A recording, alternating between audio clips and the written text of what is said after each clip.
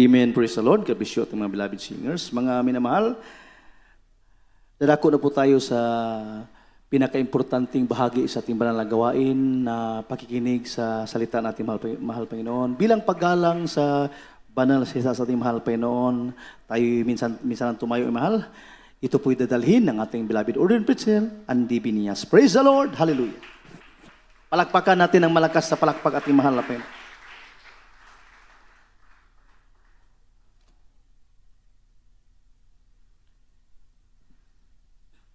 God bless you, beloved Brother Perry.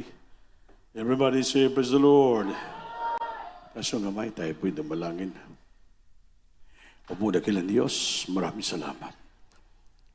Dakila magkataong kalam mo sa amin sa gabing ito nga kami sinamasama mo naman nga sambahin at purihin pasalamatan. Salamat. Thank you, Lord, that you bless and unwind every part of the service from joyful solemn, the song of different choirs, the testimony that we heard, Lord, the giving more tithes and praying for your church, my God. Thank you so much, Father, that been with us from the start until now, my God. We feel the holy presence, Lord. I wish you, God, to bless and with humble servant, the living love and message, brethren, and with me, Lord, I can do anything without you, my God. Not only my wisdom, knowledge, standing, my witness, Lord, to the supreme beloved person of the Lord, in Jesus' name, goes out in the sense, my God. Jesus' name. Palakpakan natin, Diyos.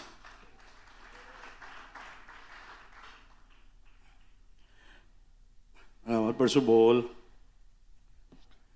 we give all the highest praise, glory, or thanksgiving, and majesty only to our loving God, but there is no Savior, and give double honor and respect to our beloved parents in the Lord, and always remembering and cherishing the blessed preaching and teaching, beloved Noble Pastor Wes Almeida, and beloved stand Pastor Lina Almeida, and all, and greetings to the whole blessed Almeida family, and I greet also my beloved wife, my children, my co-workers, my co-officers, to all of you, my dearest brothers in Christ, sa lahat po namin mga webcast viewer sa buong daigdig po. Magandang panggabi sa inyo lahat. Palakpakan po natin ang ating Panginoon. Praise the Lord. Praise the Lord. Amen. Maligaya ba kayo? Dapat maging maligaya tayo, mga minamahal. Maging masaya dahil hindi na magtagal. Sabi ng Biblia, our salvation is draweth nigh. Napakalapit na ng ating kaligtasan. Anytime now, babalik ang ating mahal na Panginoon. Kaya huwag tayo magpahina-hina, huwag tayo magpalamig-lamig. Mga minamahal, kaya ang panahon, nakikita natin na the day is approaching. Napakalapit na. Mga minamahal, we are now in the perilous time. Mahirap na nag-ambalagayan sa sitwasyon sa mundo. Kaya anytime na. Ang ating hinihintay na lang, ang ating blessed hope. Mga minamahal, ating pag-asa, ang pagtunog ng trumpeta ng ating mahal na Panginoon. Kaya sa araw na yan, tayo po'y maging handa. Sabi ng Biblia, we must always be ready. Maging handa po tayo palagi sa paglingkod sa ating Panginoon. Dahil lahat ng bagay sa lupa, wala tayong madala. Ito po'y maiwanan nating lahat. Sulong madala natin yung ating nagawang mabuti, katwiran, kabanalan, kabutihan sa harapan ng Diyos. How we obey His will, commandments, and righteousness. Ito mamadala natin sa langit because lahat ng tao ay haharap sa hukuman ng Diyos. Well, all judged according that what we have done in the sight of God. Hukman po tayo.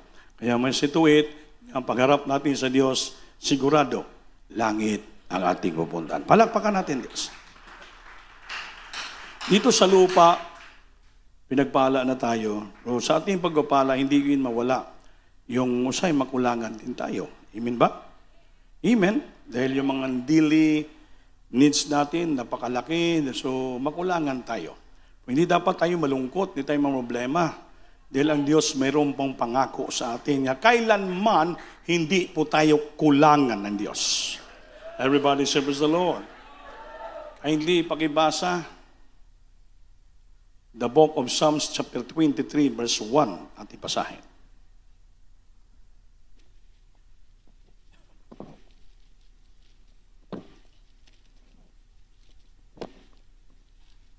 Praise the Lord.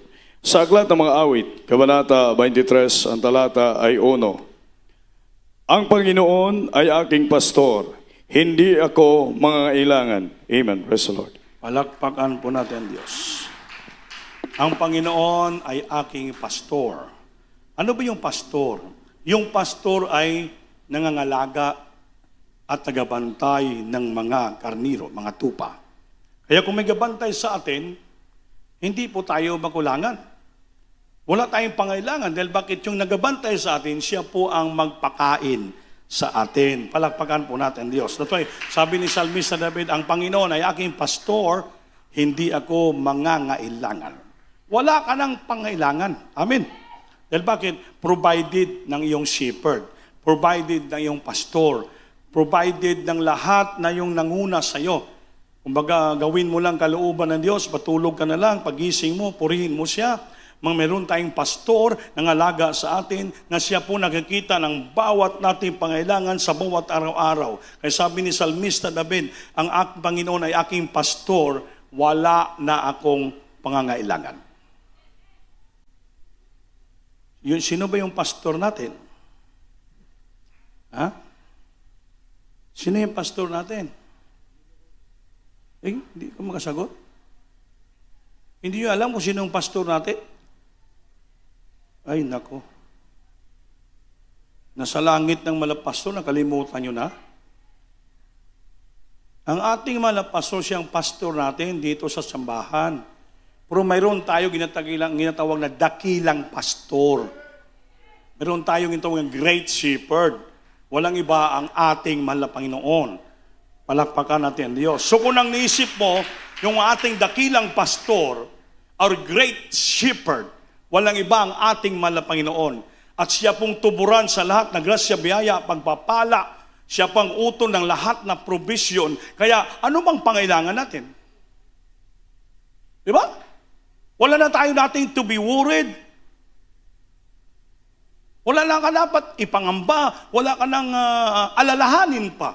Wala ka nang itakatatakot pa. Wala kang ikaglumihanan pa. Dahil bakit? Siya ang ating pastor, nakatingin palagi sa atin, hindi niya tayo pabayaan kailanman. Ang bawat ating pangailangan, bawat ating ginugusto, sa bawat ating desire, alam ng ating pastor na sa langit. Sabi nga, iniisip mo pa lang, hindi mo pa lang hiningi, alam na ng ating pastor, dakilang pastor, walang iba, ang ating mahal na Panginoon. Kaya tinan mo, sabi ni David, ang Panginoon ay aking pastor, hindi na ako nangangailangan. Bakit?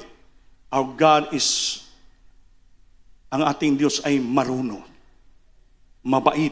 He knows our daily needs. He knows our very needs. Alam ng Diyos ang bawat nating pangailangan. Amen ba? Minsan lang tayong Kristiyano, madali tayong mangamba.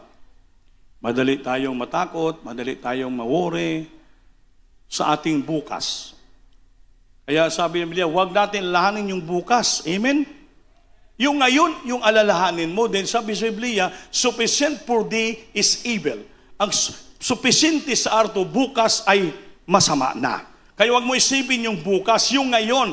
Dahil ang Panginoon nating pastor, natin Diyos sa langit, siya po nakakita ng ating bawat pangangailangan. Simpleng versikulo lang, di ba? The Lord is my shepherd, I shall not want.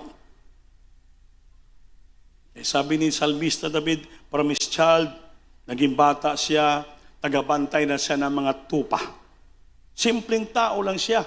Ngunit yung puso niya ay sincero, may panampalataya, mapakumbabang puso, maiyakin na puso, marunong humingi ng tawad, marunong tumanggap ng kanyang pagkamali. Kaya nung Panginoon naghirang ng hari sa Israel from King Saul, mga minamahal, ang pinili niya hindi yung matipunong lalaki na pugi, gwapo, malaki.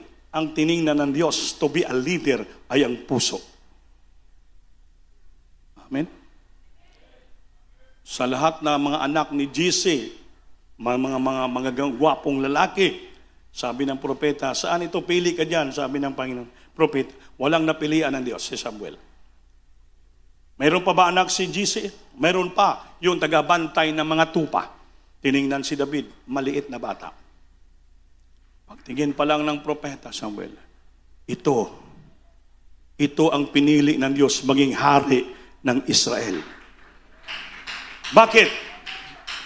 Hindi tinitingnan yung tapang, hindi titingnan yung batipunong lalaki, gwapong lalaki, to be a king, kung tiningnan ng Diyos yung batang musmos na mamumpakumbaba, walang kamuang-muang, ngunit yung puso, dalisay, malinis, puno ng sinseridad, panampalataya sa Diyos, puno ng pagpakumbaba, marunong tumanggap ng mali, pang magkasala, marunong magsisi, mapagsising puso, mapagmahal na puso, sumusunod na puso, yun palang tinitala ng Diyos nga sa niyang pinangakuan niya, hindi kita kukulangan. Bakit? Nakita ng Diyos ang ating puso na hindi tayo lumilihis sa kanyang kalooban.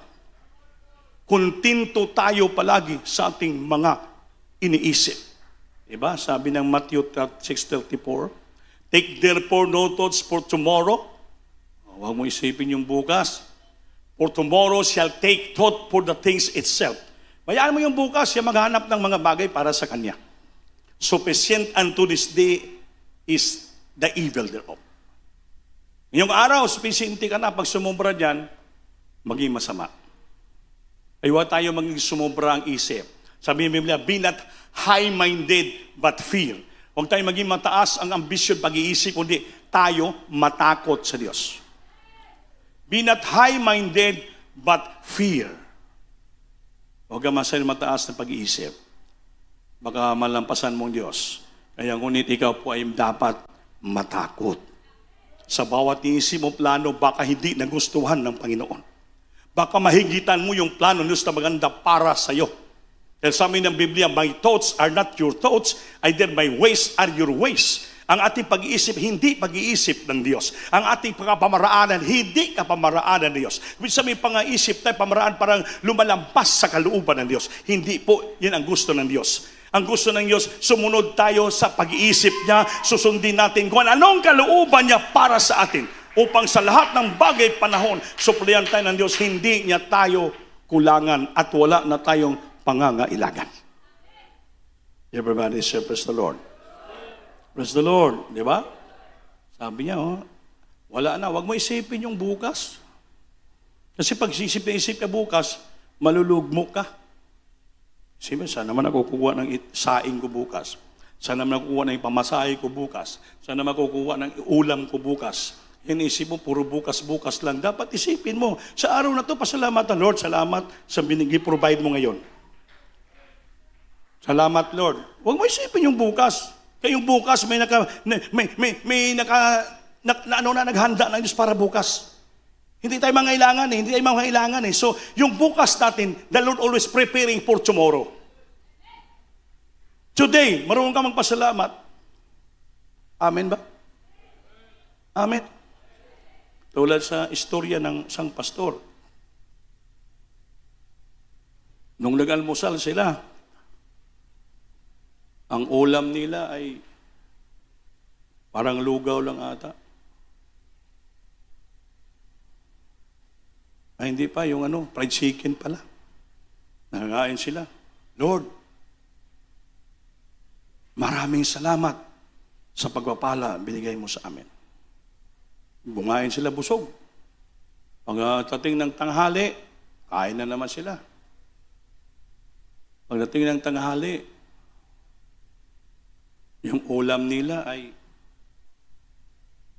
na lang ata? Isda.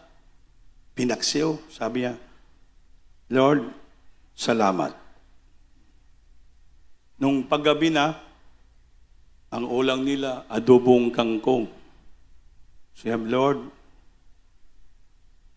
hindi na wala ng pasalamat siya. Grass. Sagbot na lang. Ibig sabihin, hindi mo rin magpasalamat. Malaki yung pasalamat niya pag puro masarap. Pero pag hindi na masarap, kulang ng pasalamat. Lalo pag gulay na lang, hindi na eh. Grass na lang, sabi niya. Ang Kristiyano dapat marunong magpasalamat. Lahat ng bagay tinatanggap mo, anumang klaseng binigay ng Diyos sa iyo, sabi niya, maging suficiente para sa iyo. Marunong ka magbigay pasalamat sa Diyos. Kaya bakit? Magpasalamat ka ngayong araw ito, pinakain ka pa ng Panginoon ng grass. Kasunod niyan, grasshopper na. Amen? Masarap adubuhin yan. Kaya nung mahilig ako sa grasshopper, manghuli, noong bata pa ako, pati yung sa lagubang, nung pinapaaway ba, may lagyan ng ano dito, masarap ano yan, adubuhin. Bata ako, siyempre bata, gusto ko tikman at pagkain. Yung panday namin, nagtatapos sa bahay, sabi ito, masarap nito. Ginadubo niya. Hindi tama nga paggaluto. Kain siya, sarap. Kumain din ako. Kain ako na kain. Sus, basta. Sumakit yung tan ko, mga minamahal. Siya hindi sumakit siya kasi mayroon siyang suktong eh. May alcohol ba? Pangpatuloy. Ako wala, bata pa ako eh. Alam mo man naman, sumakit yung tiyan ko, nangitim na yung buong katawan ko. Hindi na malaman. Yung kapatid kong teacher, namumula sa school, pagdating mga hapon na, gulat siya, gano'n na ako. Ano nangyari? Dinala ako sa ospital. Sabi ng doktor, mabuti day, nadatnan mo ako na. Kung wala, na-iltor na pala ako. Alam yung iltor? Hindi ka natunawan. Ilang beses ako dumaan dyan. Eh sa kabataan, matakaw ako eh. Mili ako sa santol din. Santol, kainom ka sa mga bangkok ba? Pati buto. May iltor din ako. Mabuti ko hindi namutin yung kapatid ko naman. Patay na naman ako. Kaya nagpasalamat ako sa Panginoon. Dahil sa katakawan ko, nagkaroon ako ng lison. Hanggang ngayon, makita niyo mas katawan, matakaw pa rin. Amen. Sabihin, pagpapala ko yun. Pero linigtas ako ng Diyos sa katakawan. Dalawang beses ako na eltor. Kung hindi pa pala kalooban sa mamatay ka, hindi pa mamatay. Kung hindi ka pakunin. Pero naman, may plano palang Diyos sa buhay natin.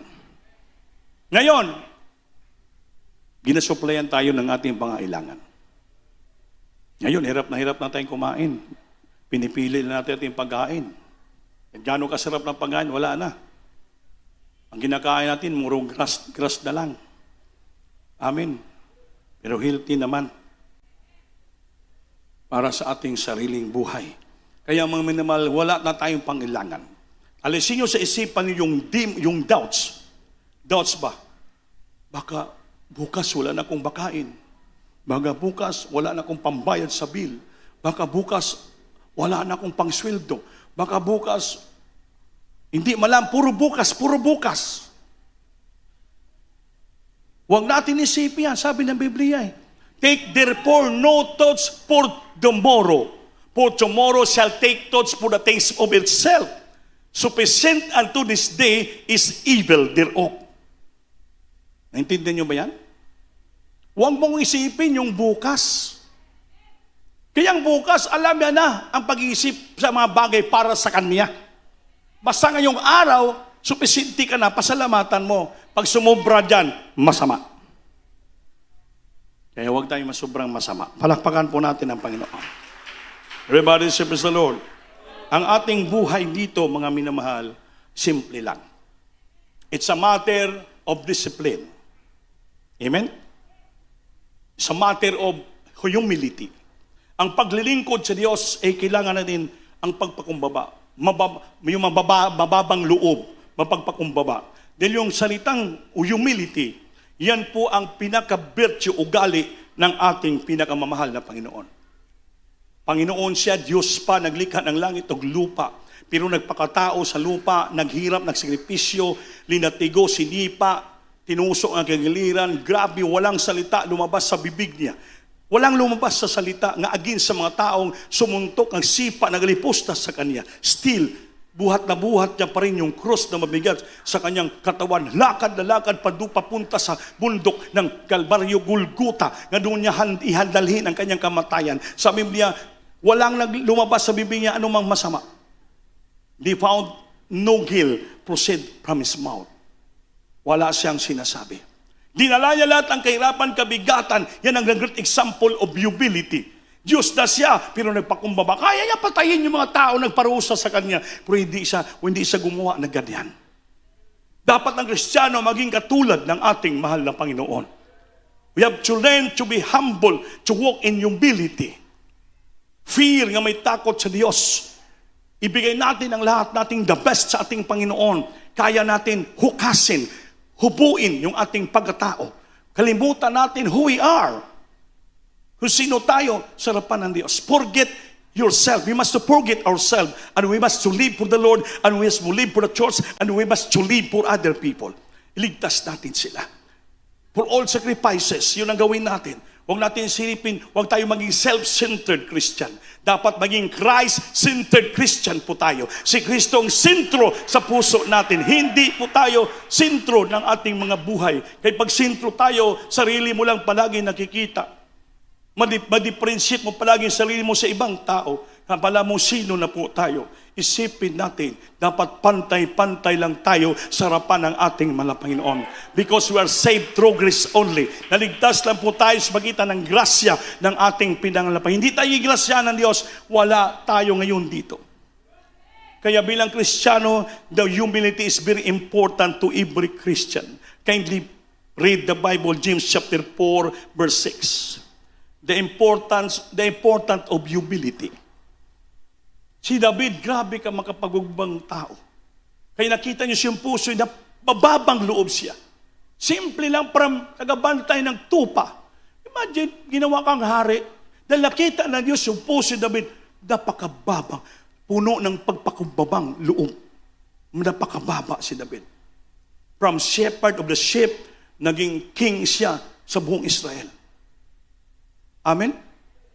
Dahil yung tinignan ng Diyos with regards of leadership to rule the people is yung puso na malinis, buong pagpakumbaba, ngunit matapang harapin ang pagsubok, matapang harapin ang mga kahirapan, matapang harapin ang lahat ng bagay, mga challenges in life silang buhay. Kaya si David, si Saul, nga hari sa Israel, na demon possessed. Si David, sa kanyang pagpupuri palagi sa harp niya, lumayas ang demonyo. Pero nagalit pa siya kay David, inggit siya. Hinanap si David para patayin niya si David hanggang sa kabundukan. Ngunit si David, grabe ang pagrespeto kay King Saul. Dahil sabi ng Biblia, touch not me anointed. Huwag mong gawa ng masama ang aking mga linangisan. Kaya grabe ang pagrespeto. Humble niya po si David. Isang araw, nakita niya si Saul, pagod na sa bundok. Nakatulog si King Saul, kinuha ni David ang kanyang spear sa kilid. Pagising ni Saul, wala na kanyang spear. Kaya kung si David hindi mapakumbaba at punong pag-ibig, hinahabol siya dapat pinatay niya na. Pero alam niya, hindi ko pwede patayin yung hari na linangisan ng Panginoon. Kaya grabe yung pagpakumbaba, pagrespeto. Kaya after Saul died, sinong pinalit ng Diyos sa kanya? Si David. Dahil yung puso, mapagpakumbaba, malinis mo pagpatawad at puno ng pagmamahal at puno sa pagsunod sa kalooban at kautusan ng ating pinakamamahal na Panginoon. Kaya galing siya sa shepherd, ordinaryong tagabantay ng tupa. Imagine, ginawa siyang hari ng buong Israel. Mahirap po yun. Yung mga great men and heroes in the Bible, makita mo yung example of great humility, pagpakumbaba. Si Joseph, the dreamer, kinalaban ng mga kapatid niya. Sinabi nga, giproclaim siya nga, patay na. Kinagat ng hayop.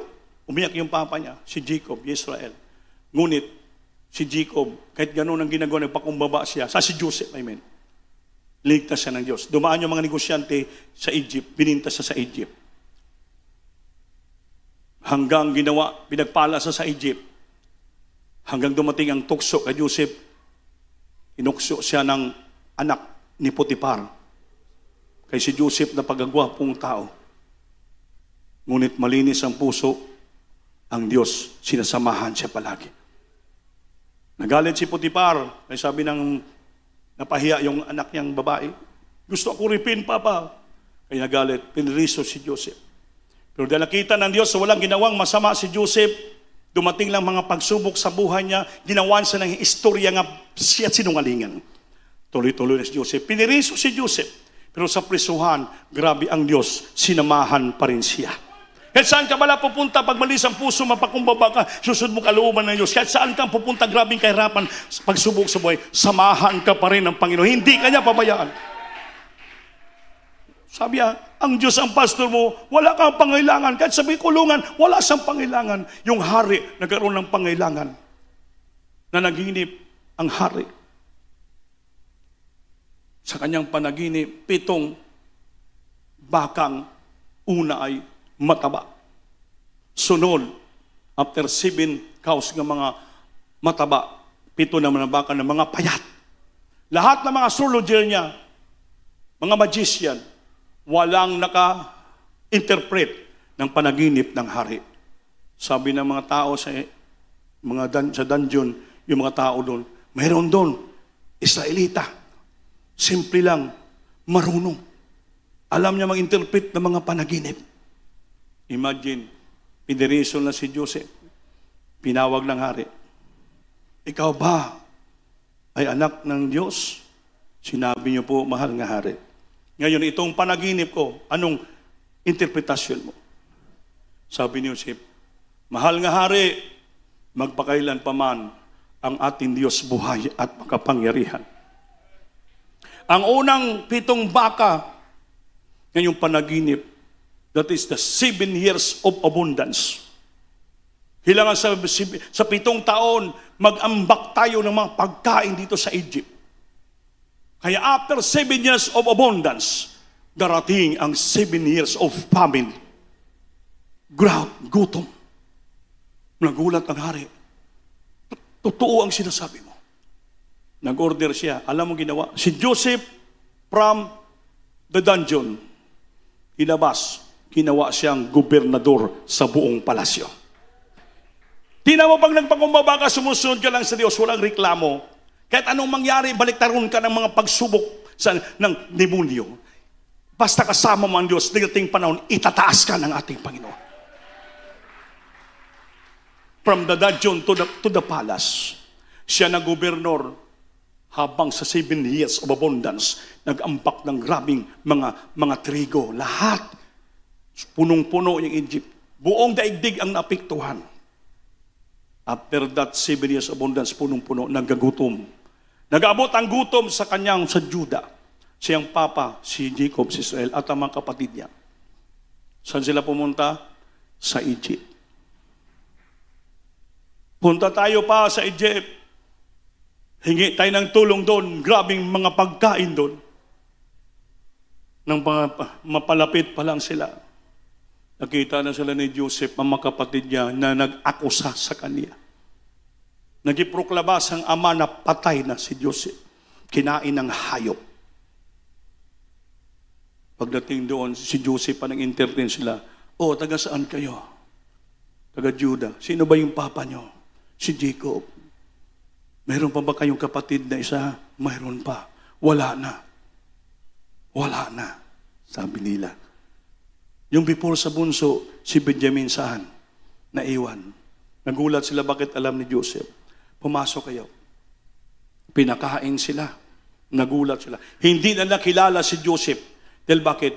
Gobernador na. Iba na yung porma. Pag-uwi na, pinabaunan na napakaraming pagkain. Ninagyan pa ni Joseph ng mga ginto, yung mga lagan sa kabayo. Nagulat sila. Sabi ni Joseph, pagbalik niyo dito, dalhin niyo yung ama niyo at saka yung bunso yung kapatid. Nagulat sila. Pagwinto doon, pagbalik nila, malapit na magutom ang buong daigdig, matapit na. Hindi makaya ni Joseph nga pigilan ang puso niya nang pinakain sila.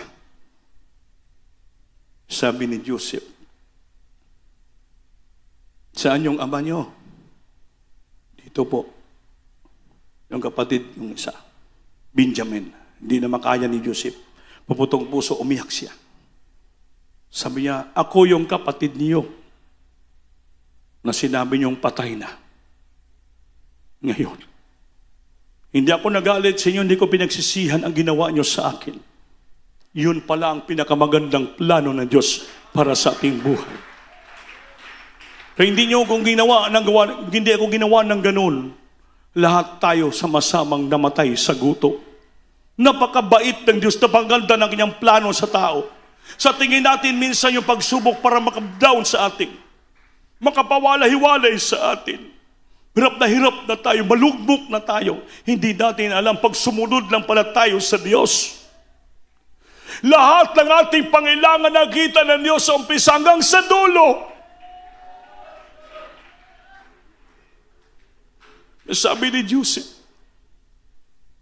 hindi ko kayo sinisi. Hindi ako nagalit sa inyo. Ako nagpasalamat. Ngayon, ang ginawa nyo sa akin, pero hindi kayo gumawa sa akin yan. Yan pala ay magandang plano ng Diyos sa ating buhay. Nagyakapan sila. Nabuhay sila. Naligtas sila, pati buong daigdig. Tingnan mo yung magandang plano ng Diyos. Tama tala, sabi ni David, My Lord is my shepherd, I shall not want.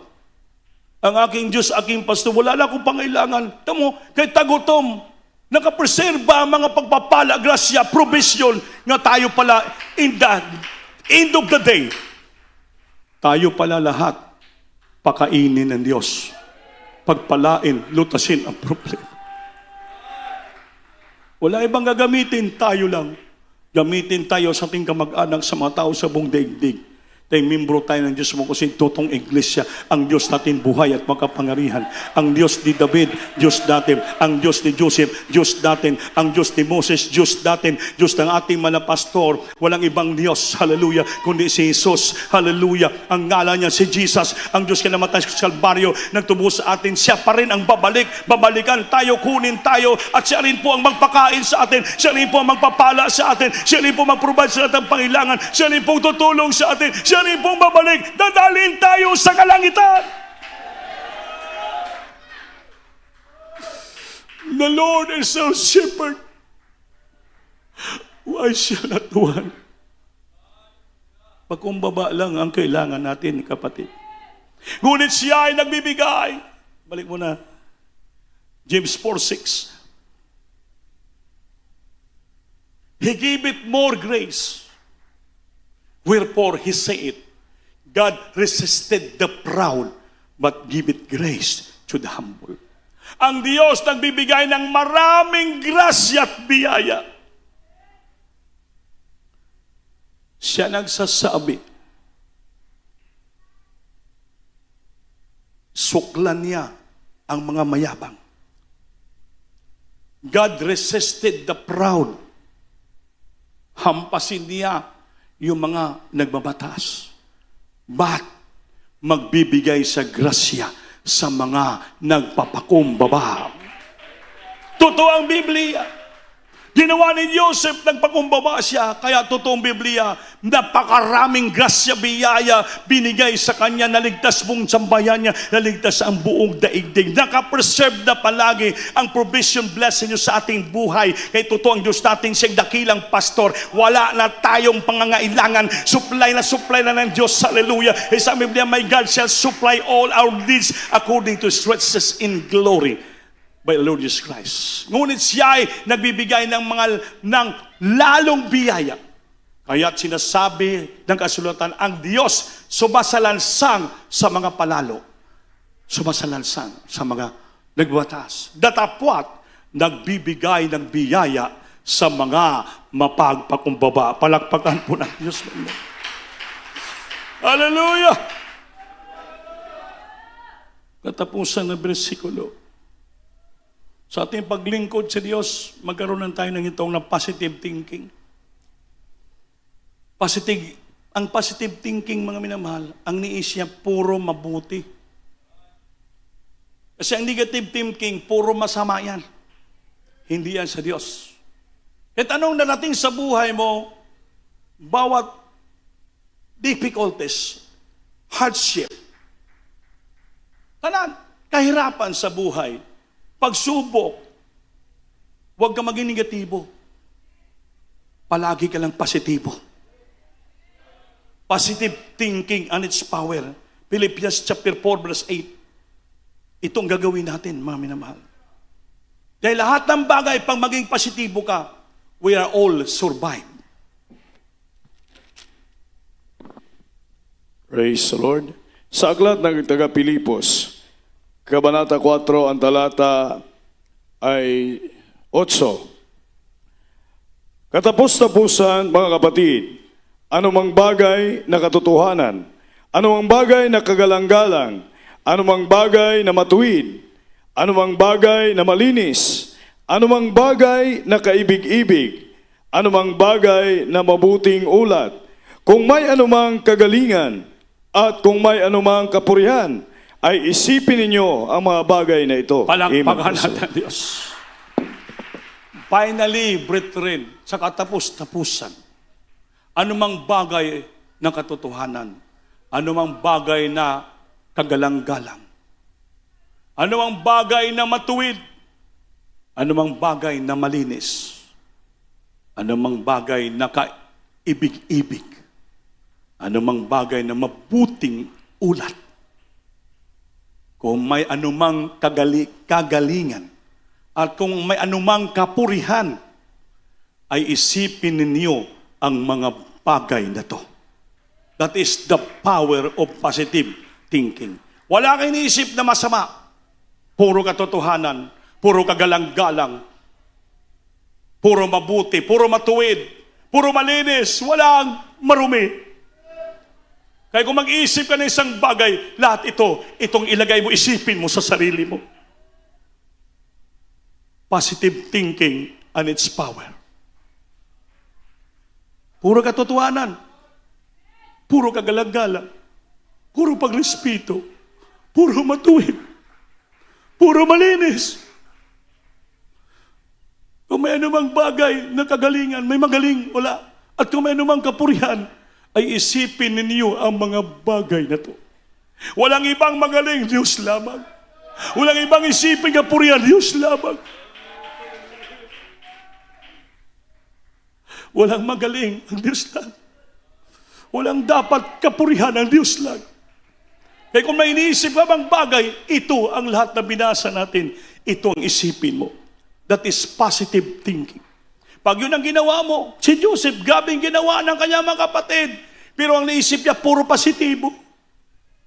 Yung ginawa niyo sa akin, hindi ako nagalit sa inyo. Kundi naawa ako sa inyo. At alam ko, hindi niyo ginawa yon. Plano ng Diyos para sa atin. Mabuting ulat, mabuting gawa, kagalang-galang, kaibig-ibig, katotohanan, kapurihan, malinis. Para magkaroon tayo lahat ng kaligtasan. Palakpakan natin, Diyos. Mga minamahal, ganun lang sa paglingkod sa Panginoon. At anong mangyari sa buhay mo, huwag kang mag-isip ng negatibo. Ito palagi isipin mo. Kaibig-ibig, pagmamahal, mabuting ulat. Ano ibig sabihin? Good report. Good report kung sa English pa. Walang bad report. Walang bad story. Wala lahat. Puro bad. Mabuting salita. Mabuting ulat. May anumang kagalingan? Wala ang magaling. Ang Diyos lang. May anumang kapurihan? Sa Diyos lang ang pagpupuri. Isipin ninyo ang mga bagay na to. That is positive thinking and its power. Pag yan ang ginawa mo, makamit mo yung pangako ng Diyos. The Lord is my shepherd. I shall not want. Ang Diyos, pastor ko. Aking Diyos, aking pastor. Wala na akong pangangailangan. Di ka na mangamba. Di ka na problema. Well, bakit? Nakaprepare na ng Diyos ang lahat ng bagay. Imagine, 7 years of abundance, after that, 7 years ng pamin gutom. Manggutom sana ang buong Judah Israel, pero gipreserve na ng Diyos through Joseph. na kahit grabing nadaanan niya, pero positibo si Joseph. Hindi siya nagkaroon ng samang loob, galit, puot sa kanyang kapatid. Naawa pa siya. Amen? Naawa pa siya. Wala, hindi niya sinisi. Kundi sabi, ito gawa ng Diyos na mabuti para sa atin. Kaya tandaan natin, mga mahal, hindi niya gawa ang Panginoon na masama sa iyang anak. Lahat na gawin ng Diyos sa kanyang anak, mabuti. In good report, mabuting ulat. Kaibig-ibig. Katotohanan. Malinis. Kapuri-puri.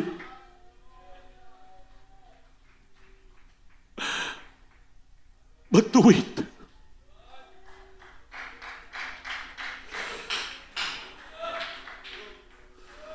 God is so wise not to be mistaken. God is so good to be unkind. Marunong ang Diyos, hindi siya pili magkamali sa iyang plano siya na. Ang Diyos na makabuti, hindi siya pili maging masama. Magandang plano ng Diyos sa atin mo. Magpakainit tayo, minamahal. Continue on fire serving the Lord. Kahit na maraming mga challenge ng kaaway, but you always think positive because the Lord prepare us the blessing.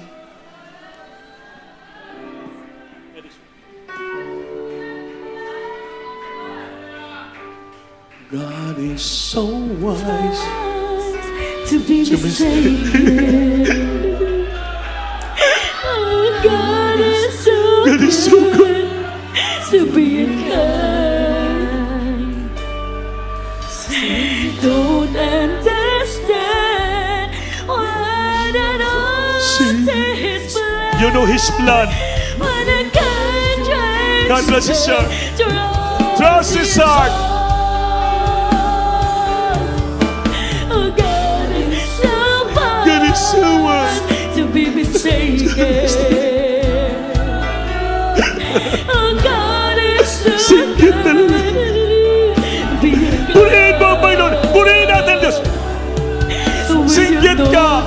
Understand what you know to His blood. When a God tries to say, trust His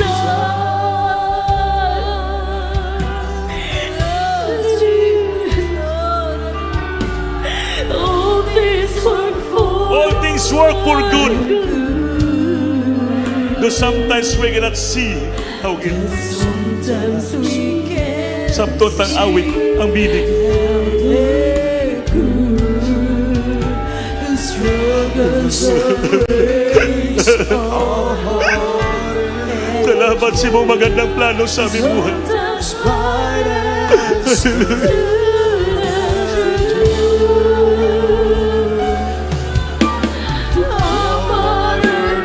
Our Father knows what best for us.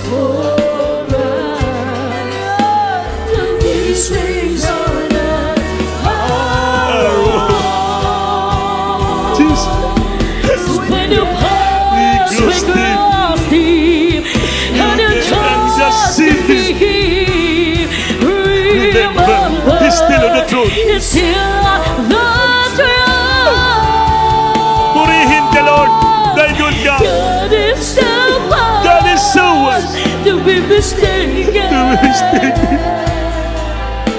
Oh, God is so good to be kind. That. So is your love God is so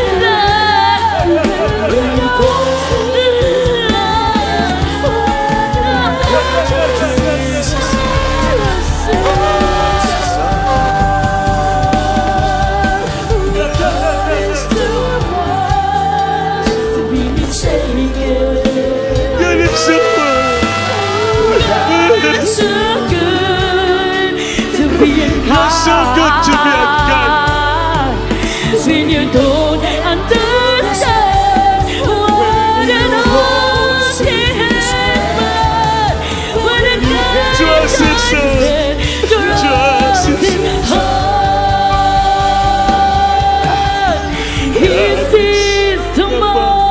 is the master's plan. He holds our future in his He hand. holds our future in his hand. Don't never stop. Who have no hope No hope. or our hope is found in him.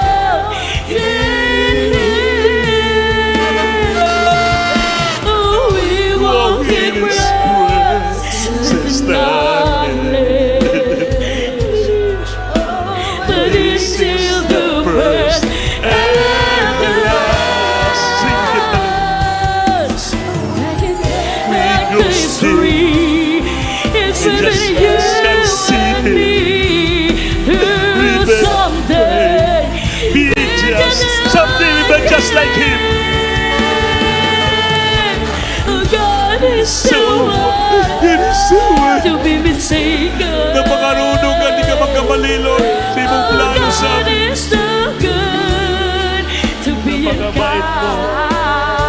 Hindi ka God. maging masama. When you don't understand why you don't His blood, when it's good to Hallelujah! Hallelujah! Hallelujah!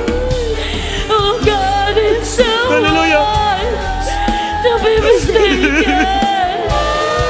Oh, God is so good. When you don't understand what it all see His blood, when you can't trust His heart. So when you don't understand, when you don't see His blood, when you can't trace His hand, trust His heart. Sing it, hallelujah! Ganyan, ganun. Purihin natin siya. Hallelujah!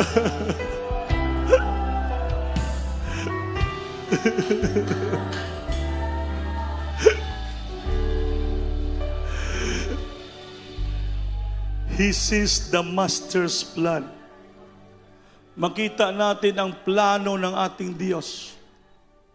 He holds our future in His hand.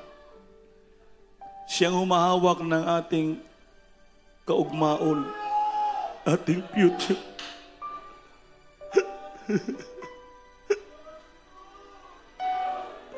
Napakarunong, napakatalino ng Diyos. Hindi siya magkamali. Siyang magandang plano para sa atin.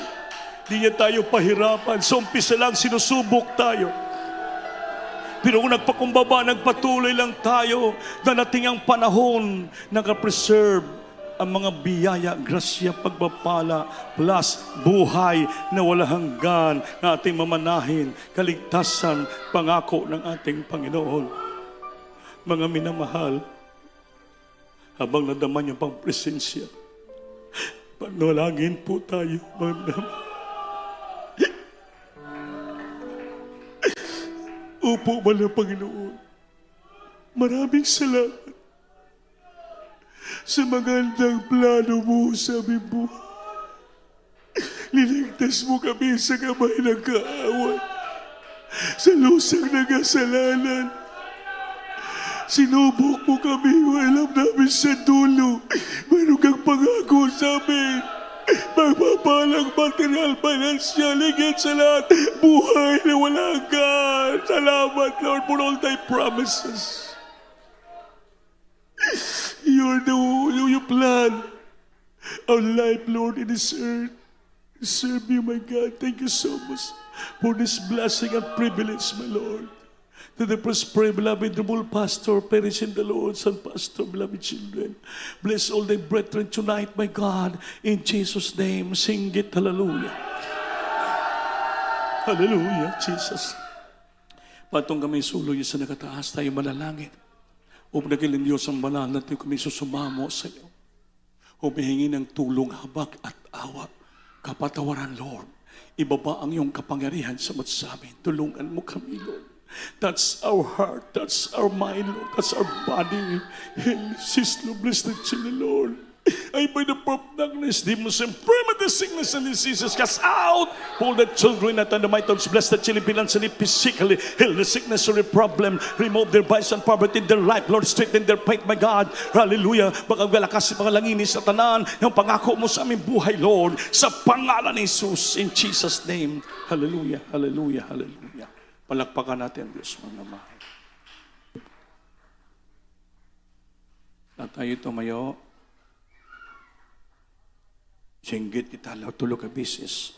Kusog. Hallelujah, Lord. Hallelujah, Amen.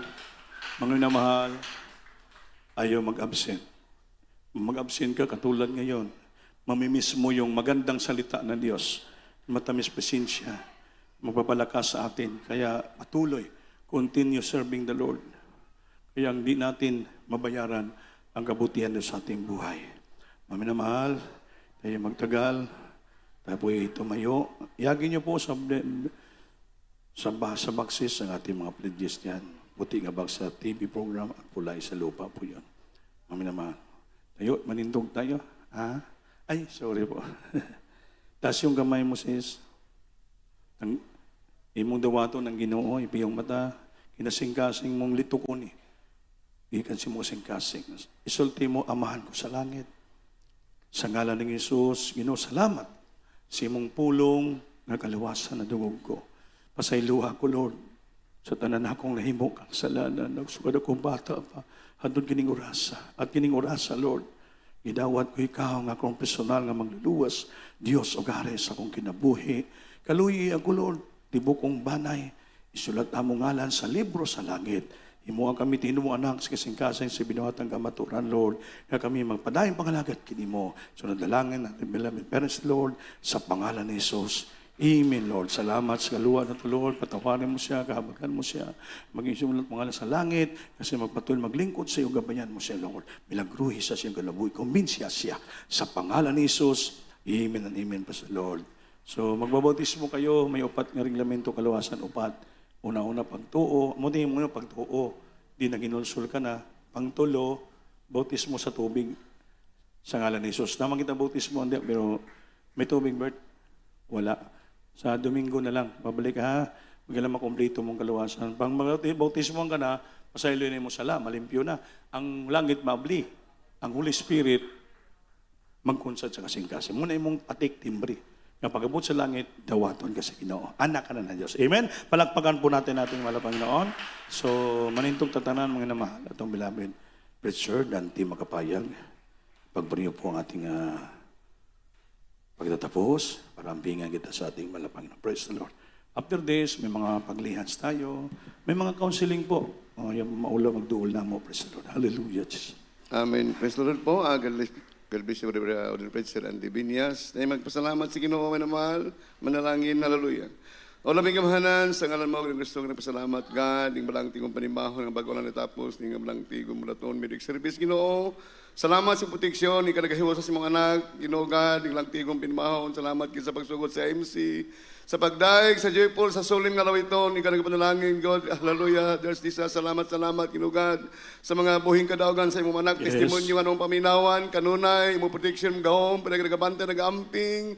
Salamat kay Ginoo God, hallelujah, sa paliton, sa David Singulan Youth Choir, beloved Jesus Finest, Jesus and Choir, walawiton, Ginoo God, ikanagaliog sa mga pagawitan, there's this, pasabot sa paghatag, subalas insakto mapaghatag, pero ikaw pasabot, yung mapaghatag, may tunubnan sa tanang panalangin, Ginoo, bisan pa sa imong pulong, among nasa saluan, ang itala sa mga bus nga lagan, ikaw nagpanalangin, Ginoo, nagatagbo, sa talang panahang espiritual ng paginahanglan, Ginoo God, limang dapat sa tumangan. Salamat, Ginoo, sa panalangin espiritual, ikaw nagiguban ka na mo, Ginoong Sus, yung gahom, there's this, basta panimula sa kagabion, God, mga mauli, yung tagsatagpan ni Manay, kami naghangyo, si mga gamahanan nga lang, napag-ampo para pastor, yung propita, God, yung hallelujah, there's this, bantayan, ang pingan mo kami, ang imong gahom, kung magkalipay, kadasi, Ginoo, kumagawaban sa mong tagsatagpan ni Manay, ibalik mo kami sa Burnett Pray, uban sa mga anak, patang mga pagkasimbay, usaon, kimita ng mga bisita, o kipasalamatan si mong gamahanan ngalan, sarang su Kristo. Amen. Amen.